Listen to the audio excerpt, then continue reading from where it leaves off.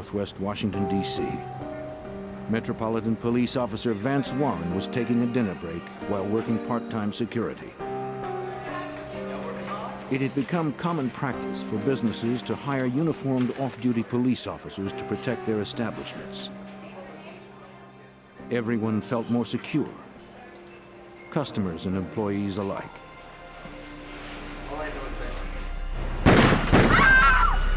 No one inside saw the dark figure retreat into the shadows. 2 bullets grazed the back of the officer's neck. He peered out into the darkness looking for the shooter, then radioed for assistance. We have shots fired. He didn't know where the shots came from, or if the gunman was still out there, waiting to strike again. Responding officers raced to the scene, but the gunman was nowhere in sight.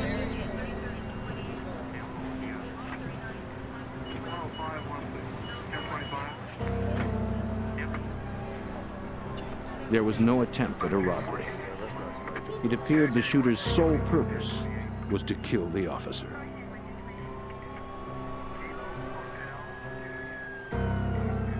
From witness accounts, police believe the shooter acted alone.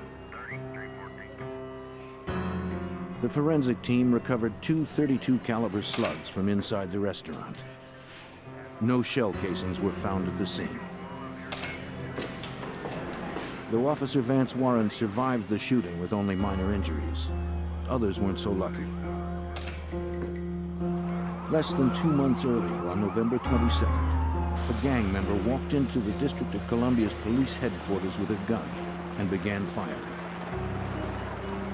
In an instant, the police sergeant and 2 federal agents were dead. The 4th was critically wounded. With no chance for escape, the killer turned the gun on himself. Police couldn't help but suspect the shootings were somehow connected, even though there was no evidence linking the attack on Officer Warren to the shooting at police headquarters. The attempted murder of the officer seemed like one more incident in an escalating war over drugs and turf.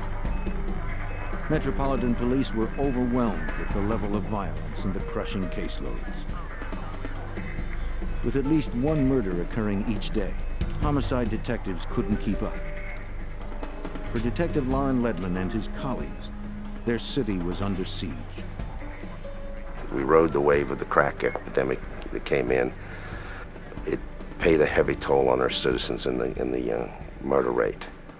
We had a serious amount of cases. We had a lot of violence. We escalated to the position of being per capita one of the worst in the nation.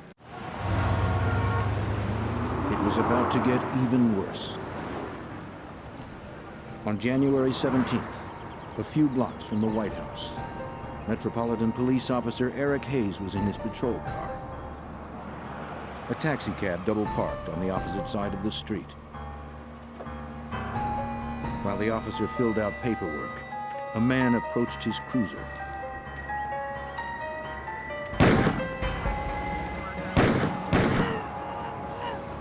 He shot the patrolman 4 times at close range. Wounded in his chest, legs, and abdomen, Officer Hayes struggled out of his vehicle. The cab driver witnessed the shooting. He reported it to his dispatcher. Look, just some suspect running down the alleyway. As the shooter bolted, the cab driver circled around the block. Making his getaway, the gunman stripped off his mask and jacket in an attempt to change his appearance. When the cabbie turned the corner onto the next block, he saw the shooter emerge and alerted his dispatcher that the shooter hailed him. Not realizing the cabbie had witnessed the shooting and followed him, the assailant got in. The driver discreetly turned off his radio, and the dispatcher notified police. Keep straight, man, keep straight. An APB was issued for taxi number 440.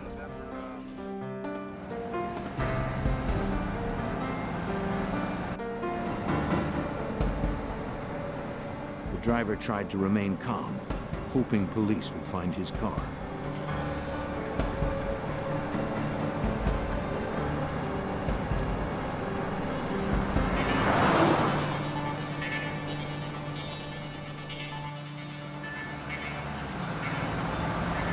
Within minutes, cops picked up the taxi's trail. The gunman barked a new address and told him to keep driving.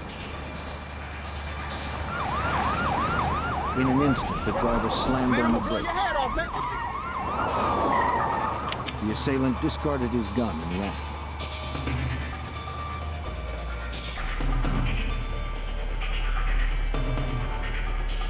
He evaded the pursuing officers.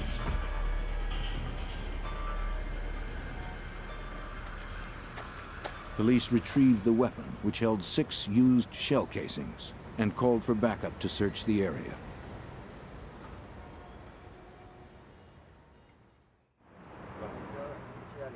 At the crime scene, Officer Hayes fought for his life. He survived emergency surgery where doctors removed 4 .32 caliber slugs. An officer called in a forensics unit to gather evidence. They scoured the crime scene. Before gathering any physical material, they photographed the entire area. In the alley, they found the clothing discarded by the assailant, including a black ski mask. They hoped clues revealed in the lab could lead to the shooter's identity.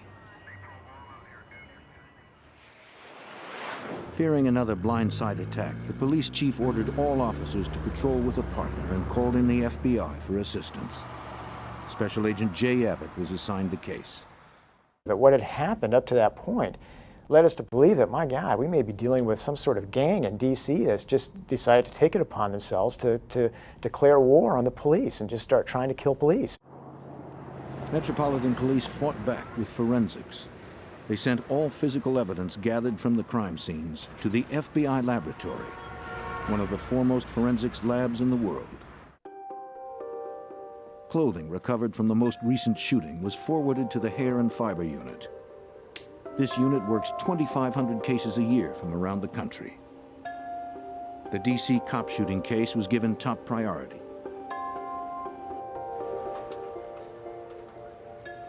After the clothes were scraped over a clean sheet of white paper, the surface was inspected carefully for artifacts.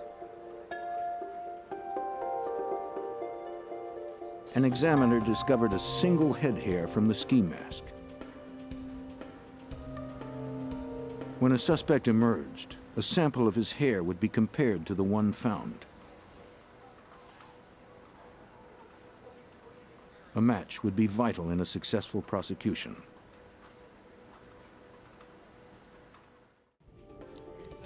The gun, the casings, and the recovered slugs were sent to the FBI's Firearms and Tool Marks Unit.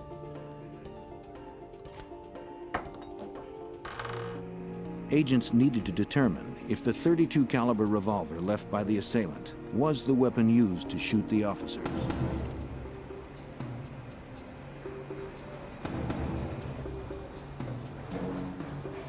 Every gun possesses distinct spiral grooves inside its barrel. When a bullet is fired, those grooves leave an imprint on the projectile.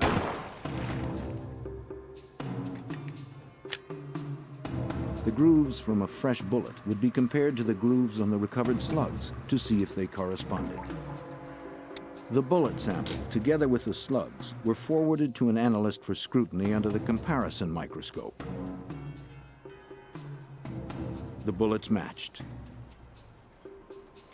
This confirmed that the .32 caliber revolver was the weapon used in the 2 most recent shootings. Investigators were now looking for one man. To find their suspect, the FBI and Metropolitan Police called on their only eyewitness, the cab driver. They asked him to provide a description of the assailant to a police sketch artist.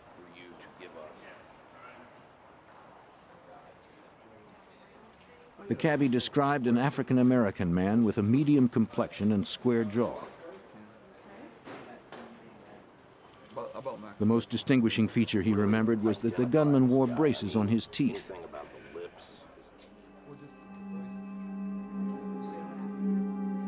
Investigators contacted area dentists and orthodontists to see if they recognized the man in the picture as one of their patients. The composite was also distributed through television, newspapers, and local business. A reward prompted hundreds of phone calls. Special Agent Jerry Bammel helped work the leads. Based on leads which we generated, telephone calls which we received, possible identifications from the dentists and orthodontists, we identified approximately 100 individuals who could have been suspects in this shooting of the police officers. Investigators worked around the clock to narrow the field of suspects. We were working 7 days a week on this case because it had a certain urgency to it, given the fact that a subject was stalking police officers and attempting to kill them. Over several months, suspects were interviewed and eliminated one by one.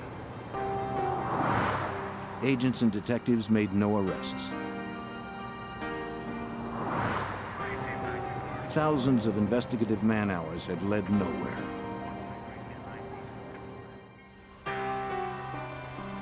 Then, on April 26th, Officer John Novobilski of the Prince George's County, Maryland Police was hired to guard a liquor store in nearby Landover, a suburb of the District of Columbia. A masked gunman approached and fired at close range. He unloaded 16 rounds. The policeman never had a chance. Then he took the downed officer's 9mm pistol. From a nearby corner, a witness heard the shooting and called for help. But it would come too late. Officer Novobilski died instantly. Maryland police secured the area and interviewed the witness. There was no apparent motive, no warning, and the victim was a cop. The pattern seemed to match the two shootings in Washington. There was tremendous similarities between the killing of Sergeant John Novobilski and the wounding of our two police officers here in Washington, D.C., in that an individual walked up to a seated police officer and without provocation opened fire and shot the officer. 5 months had passed since the first officer was shot. Agents were no closer to finding their suspect, and now he was wanted for murder. Washington police and FBI agents scoured the streets looking for the assailant who had wounded two of their colleagues. As they continued to hunt, Maryland police made an arrest for the murder of their officer. There was no evidence linking the Maryland suspect to the two attacks on D.C. police. Special Agent Jay Abbott believed the D.C. attacker was still at large and could strike again at any moment. But we felt this person was probably going to try to kill another police officer somewhere in Washington, D.C. or in the vicinity. And it gave us real pause for concern that we weren't able to follow up any viable leads during that time. On May 18, 1995, while investigators continued their search in Washington, a young Maryland woman arrived at a Prince George's County precinct.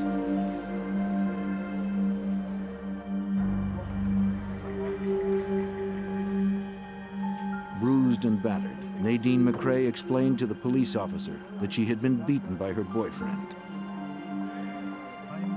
Accompanied by a supportive friend, Nadine began to detail the vicious assault she received at the hand of Ralph McClain. So 9 o'clock last night. Agent Bammel recalls its severity. McClain tried to kill McCrae the evening of the 17th, which was the reason that she came forth to the police on the 18th. He beat her into unconsciousness. He stuffed drugs into her. All information I need from you. The Prince George's County police officer issued an arrest warrant charging McClain with attempted murder. Within the next 24 He recommended that Nadine get a thorough medical examination. On the way out, Nadine's friend pleaded with her to tell the officer the reason McLean had almost beaten her to death. Nadine hesitated. It's okay. She was afraid of what else McLean might do if she said anything more. Reluctantly, she told the police officer what she knew.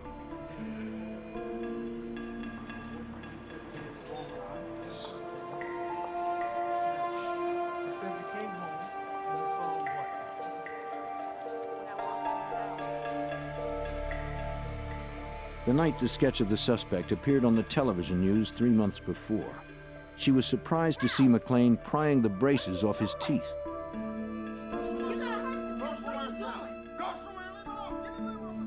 When she questioned him, McLean screamed at her to mind her own business. According to Nadine, her boyfriend, Ralph McLean, was not only responsible for the shootings in Washington, he was also a cop killer. Her boyfriend had advised her that they had the wrong person for the shooting that occurred in Landover, Maryland with Officer Novobilski. She provided the break that agents were looking for. Okay, Nadine, I'm going to call another detective who's handling this. Nadine McCrae, so reluctant to speak at first, knew that now there was no going back. I think she realized how dangerous the person was and was very willing to cooperate with us. Because I think at that point she also realized that her own life was in danger now, having revealed her knowledge of the subject. Agents entered Ralph McLean's name into the NCIC, the National Crime Information Center, to find out if their suspect had any prior convictions. For Agent Bammel, the database revealed that McLean was no stranger to crime.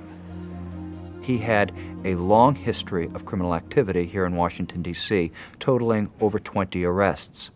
Those arrests were for some petty crimes, shoplifting, but they did escalate to assault on police officer, drug distribution type charges also.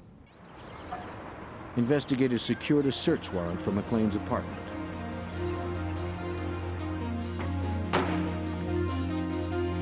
It was a very tense time just to go into that residence with the possibility that he could be there and with all the tension of realizing what they might find.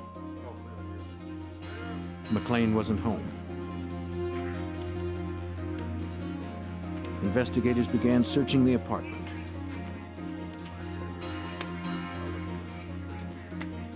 Survivalist magazines, weapons manuals, and how-to guides for terrorist operations were strewn everywhere.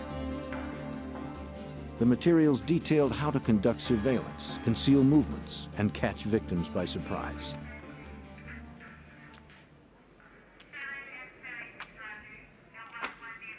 In the living room, the forensic team uncovered a black ski mask similar to the one found at the second shooting. Yeah, that fits the description too. They also discovered 9mm cartridges, the same type used in the assault that killed the Maryland officer. In a cabinet, they found more ammunition, this time for a .32 caliber weapon. That's very important to us because the shooter of Sergeant Eric Hayes and Officer Vance Warren used a .32 caliber revolver in that shooting. Also, a manual for a Mac 11 assault weapon was found, and additionally, lots of writings of anti-police type hatred were found within the residence.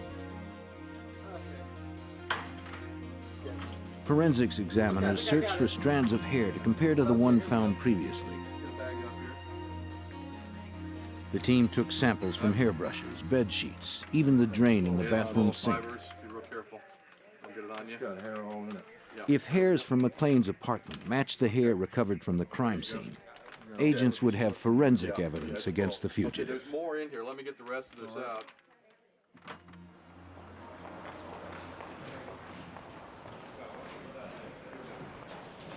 Armed with a photograph of a suspect, detectives called on the cab driver.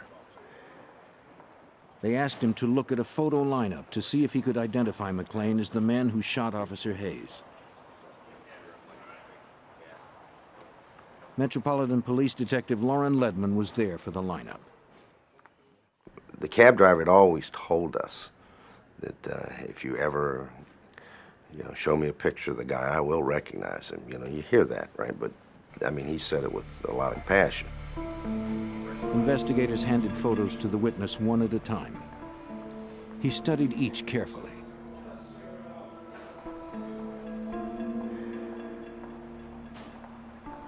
When he was handed the fourth photo, the whole terrifying incident came flooding back. He was staring into the face of Ralph McLean. He was talking to the picture as if Ralph McLean was there. He was talking to him through the picture. It was the best identification I've ever seen. I mean, he's screaming at this picture. Investigators now had two witnesses who pointed to Ralph McLean as the cop killer. Science would be the third witness. At the FBI labs, examiners matched the hair samples retrieved from McLean's apartment to the hair recovered earlier from the clothing found at the Officer Hayes shooting. It was the critical piece investigators needed to secure an arrest warrant for Ralph McLean. At that point, we were armed with some very serious evidence.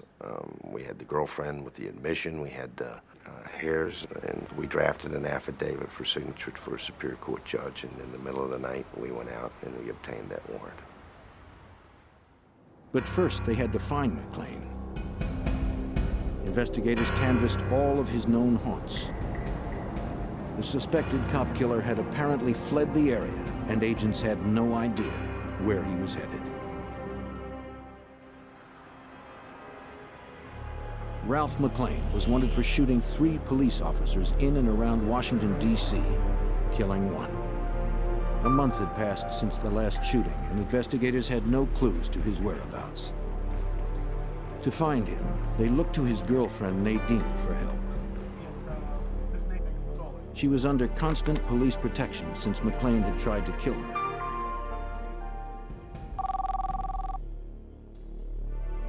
Nadine spoke with McLean through his cell phone.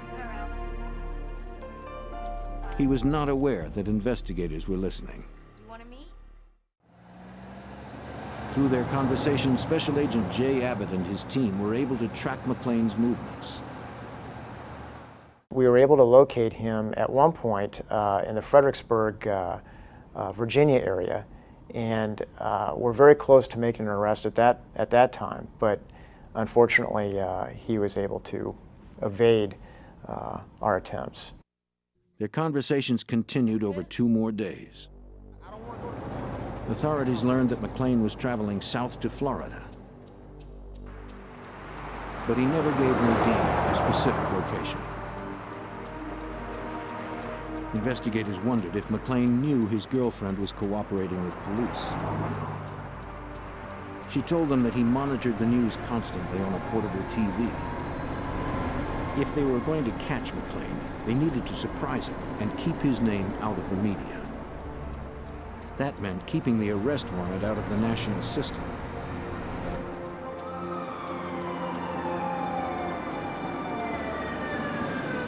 In South Carolina, that decision would work against them when a highway patrolman pulled him over for a moving violation.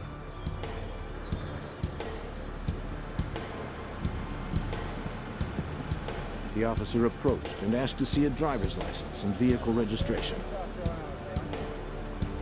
McLean showed him his registration and claimed his license was in the trunk. The South Carolina officer, just weeks away from retirement, followed him to the rear of the automobile.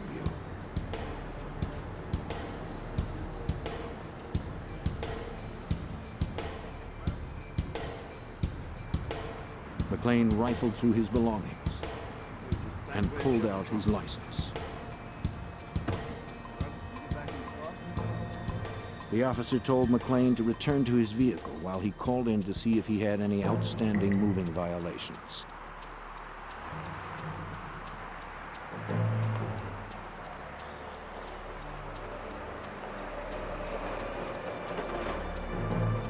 He also checked to see if the car had been reported stolen.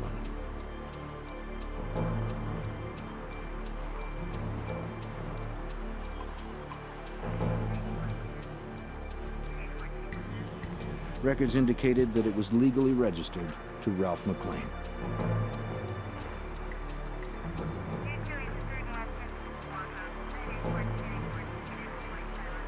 He issued McClain a ticket, then gave him directions to the town's magistrate's office to pay the fine.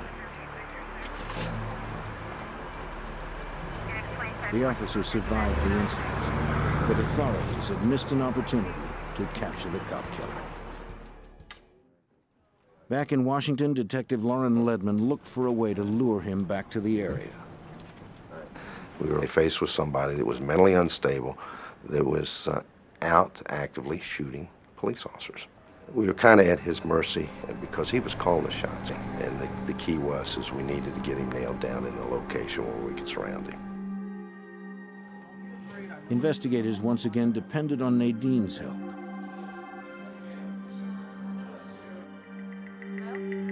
They advised her to promise McClain a reconciliation if he returned. Hey, you want to meet somewhere? McClain said he was interested in the offer, though he wouldn't agree to when or where they would meet again. Investigators worried that they were losing the element of surprise. We were looking for a little bit of an edge, but that edge was taken away from us. The media found out about it. They broadcast his name, his photograph, and so forth, which really bothered us because it brought us to another heightened level. They hoped McClain hadn't seen the broadcast. On Memorial Day weekend, McClain called Nadine. He was ready to meet with her. That's good. As instructed by the FBI, Nadine suggested meeting at a large shopping mall in Northern Virginia, a place where agents could maintain surveillance without being noticed. What I'll do is I'll call you when I get to the mall. I'll tell you. McClain agreed to the location. All right. Talk to you later. The information was relayed to agents in Washington. Special Agent Al Buckley, in charge of the arrest plan, was notified. He called the FBI SWAT team that had been on standby for several days. When I heard the information that Mr. McClain was heading back to the Virginia or Washington, D.C. area, I felt that Mr. McClain was coming up to do two things, either to kill Nadine and possibly kill an additional police officer. Agents and D.C. officers arrived at the mall in Tysons Corner, Virginia. Their first task was to set up a perimeter. They had to be certain that once McClain arrived, he would not slip through. Collectively, the team had decades of experience. This should have been a routine operation. I've been involved in several arrest situations where meetings are held before the arrests, and a lot of times there's a lot of joking around just to relieve the tension. I'd have to say that that night was a little bit different. It was quiet, and that's probably the first time in my FBI career that I could just cut the silence with a knife. The team finalized plans and waited for word that McClain arrived.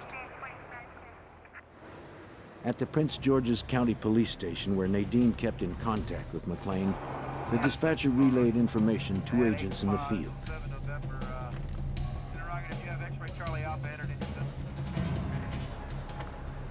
Agent Buckley got the call. McClain had changed the rendezvous location. The fugitive wanted to meet Nadine in Maryland, nearly 25 miles away from where the SWAT team had assembled. The sudden change of plans was troubling. The call suggested that McClain might have known he was being set up. Wanted cop killer Ralph McClain was on his way to a Greenbelt, Maryland plaza to confront his girlfriend, Nadine. An FBI SWAT team was racing there to intercept him. Since McClain had changed the location from Tysons Corner, Virginia, investigators suspected the armed fugitive knew Nadine was cooperating with authorities. Special Agent Jay Abbott was gravely concerned. At the time, we began to sense that he had suspicions of what was happening. And given those suspicions, that added to the sense of urgency even more. We weren't sure that he would actually show up at one of these locations to meet Nadine. He might begin to smell that there was a trap. As they got closer, agents turned off their blue light and constantly monitored the radio. A police dispatcher relayed updates to agents in the field. He kept them posted on McLean's plans, learned through conversations with Nadine. 36 and 51, be 1051 to 600 block of Jefferson Street. Agents were at the mercy of the fugitives' whims. After changing the location several times, the team got word that McLean decided to meet at a gas station across from Beltway Plaza. They scrambled to set up a perimeter around the gas station. Agents hoped they would have enough time to secure the area. Once in place, they would wait for McLean to either show up or call Nadine. Detective Ledman took his position in a field across from the gas station. He believed McLean would show up to see Nadine despite suspicions of a trap. We didn't even know if he even really wanted to meet her. We just felt that he was just trying to get in shooting range of her to kill her. Why? Because she was the only ear witness to this shooting of this police officer. As the team continued to assemble, Nadine remained at police headquarters on the cell phone with McLean. Securing the closest position to the gas station, 20-year veteran agent Billy Christian arrived. The schoolyard across the street offered the best vantage point.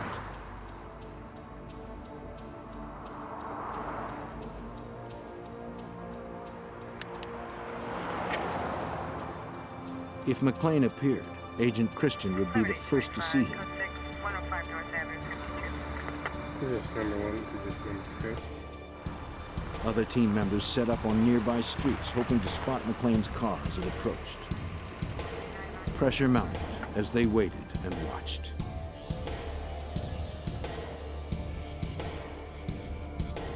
It was very tense. Al Buckley and I were sitting in a vehicle together just a couple hundred yards away, trying to direct the activity of a number of people. And it was very tense. I remember saying to him when we were in the car, I just hope that we can get him without anybody getting hurt. Finally, the team was notified that the suspect had called Nadine. He complained that he didn't see her at the gas station.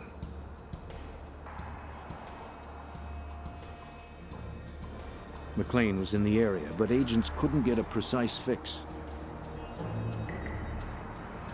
Investigators believed he was very close. This particular time, he was whispering, which led me to believe that somebody was close to him, which caused me to look around. You see, was I on top of him and didn't know it? Hidden behind a small hill, Detective Ledman checked the gas station again. But he still didn't see McLean. Scanning to his right, the detective could see Christian's car. From his position, Christian also surveyed the area, but he too saw no trace of the fugitive. At that point, a local officer out on his regular patrol approached Christian's car from behind. The patrolman, unaware of the arrest plan, thought the agent's car seemed suspicious.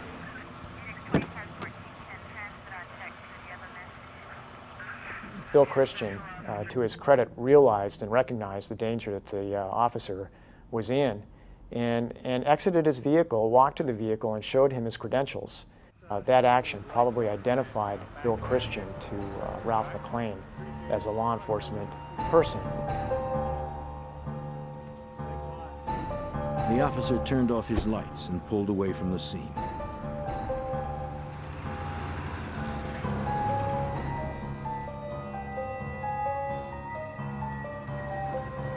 Christian resumed his surveillance.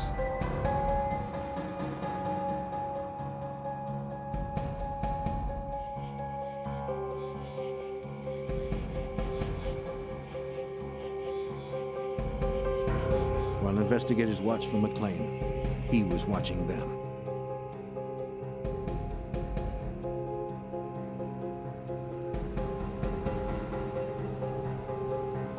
The element of surprise and the tactical advantage was McLean's. Well camouflaged in dark clothes, he surveyed the car where Agent Christian sat waiting and watching.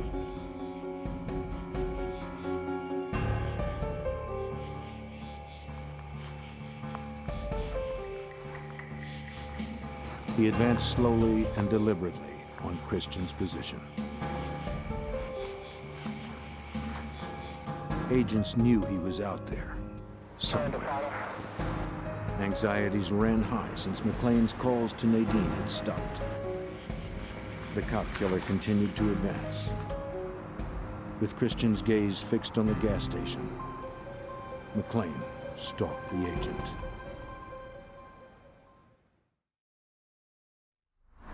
FBI agents and DC detectives surrounded a gas station in Greenbelt, Maryland, waiting for cop killer Ralph McLean to show himself.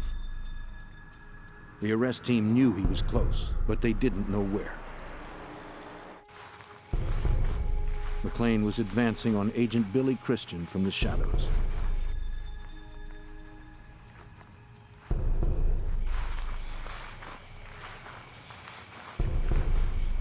Christian heard something, turned to look, but saw nothing.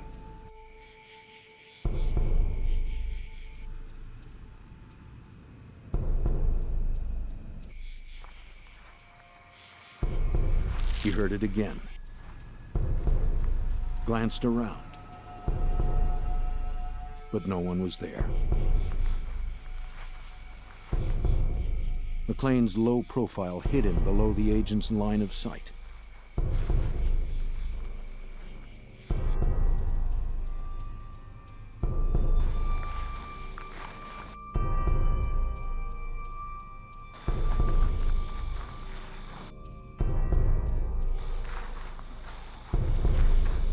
The killer continued to advance on his unsuspecting prey.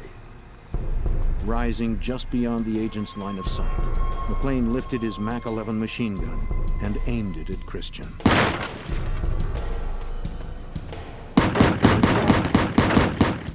Muzzle bursts ripped through the night air. Agent Billy Christian slumped in his seat. Detective Ledman spotted McLean sprinting into the woods and called for backup.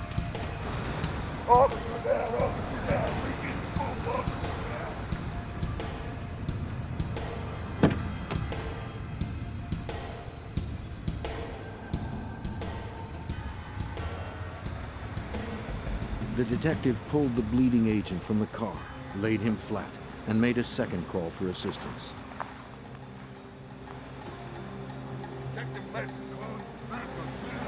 Agents Jay Abbott and Al Buckley were among the first to respond. We heard a call come over the radio of shots fired, and that the subject is running. When we pulled up on Billy Christian's car, we realized that Billy had been shot, the window had been blown out. Detective Ledman tried to help the fallen agent before rescue units arrived. He had been hit on the blind side to his left at a 45-degree angle.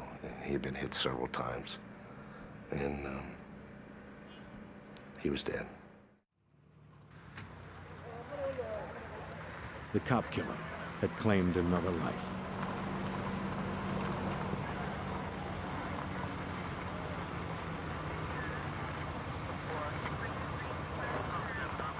This person had just killed a colleague, not just a colleague, but a good friend, a mentor to some of us. He had been around for a long time, a 20-year agent.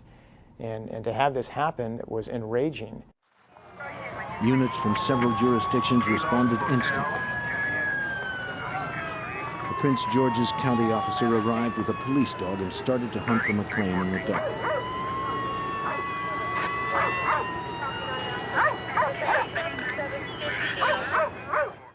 I remember him running up to Billy's car. I remember him looking at Billy and sniffing at the door area and then turning around and trying to make a beeline back toward the school.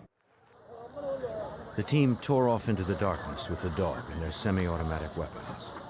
They didn't know if they were walking into another trap we started into the wooded area. I had my flashlight out, and I remember just clicking on my flashlight on and off, because at that point I was afraid that if I kept the beam on, that Mr. McLean would be able to focus in on either one of us. The darkness worked in McLean's favor. We went into the woods in an attempt to at least try to locate which way he went or where he went. And it was probably an error in judgment to do that when I look at it in retrospect, but that's how high the emotions were at the time. The team pressed on, but McLean had enough of a lead to plan a deception. As he ran away from the scene after just shooting Bill Christian, he had the wherewithal to call 911 and report that he saw a man with a gun leaving the area in a vehicle. This was an obvious attempt to try to throw those of us who were in pursuit in another direction, to try to aid in his escape. Tracing the call, agents knew he was still in the area, but they didn't know exactly where. It appeared the fugitive cop killer had evaded authorities once again. He ran through the parking lot of the nearby plaza. The team was infuriated by the senseless murder of Billy Christian. They steeled themselves to continue the pursuit. Agents and local investigators alike vowed to stop the cop killer before he killed again. Anger was probably the biggest feeling that I had that night. Frustration. I was frustrated that we're all not going home tonight. Billy has to stay here. As agents Buckley and Abbott continued to track the fugitive's path through the woods, Detective Ledman received a call from investigators positioned in the parking lot of the plaza. Mr. McLean had run and gotten behind a store and had a large ramp that leads up to the back of the store where there was 3 trailers, and he had secluded himself behind those. McLean opened fire on pursuing officers. They took cover on the ground and returned fire. Emerging from the woods, agents Abbott and Buckley saw officers being fired upon.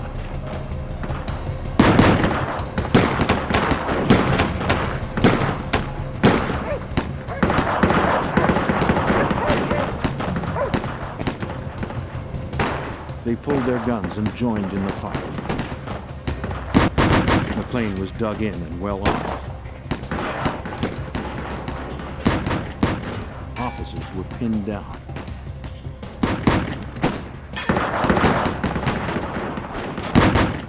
No one knew how to get to him without losing another life. FBI SWAT team member Jerry Bammel arrived on the scene.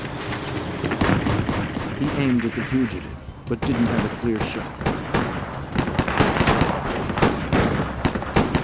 He saw an opportunity to flank McLean and maneuvered to his right.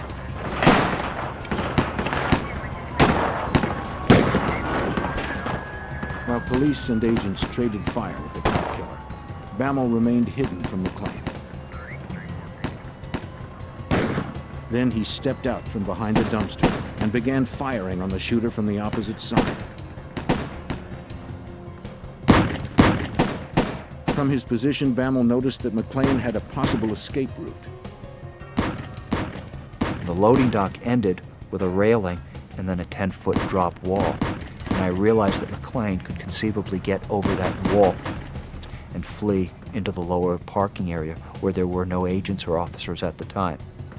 Bammel blocked McLean's exit with gunfire. Now McLean was receiving fire from 2 different positions.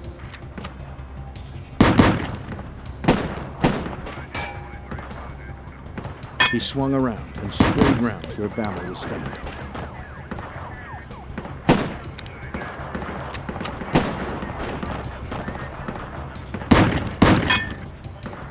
The agent returned fire. McLean was hit. Agents and officers continued firing. McLean fired 1 more round. Then there was silence. I waited a moment, and then there was a call out, something like, "He's down, he's down." Bammel hesitated before advancing on McLean's position to be sure this wasn't another trick. While officers and agents waited in the lot with guns at the ready, Agent Bammel made his way alongside the trailer, approaching the motionless figure. Another agent advanced on the opposite side. As they moved in, an officer yelled from the darkness that he saw movement. He was going to fire 2 more rounds towards McLean. As soon as he yelled that, I yelled, "Don't shoot, don't shoot, don't shoot," because I was immediately concerned of the fact that we had placed ourselves into a deadly crossfire situation.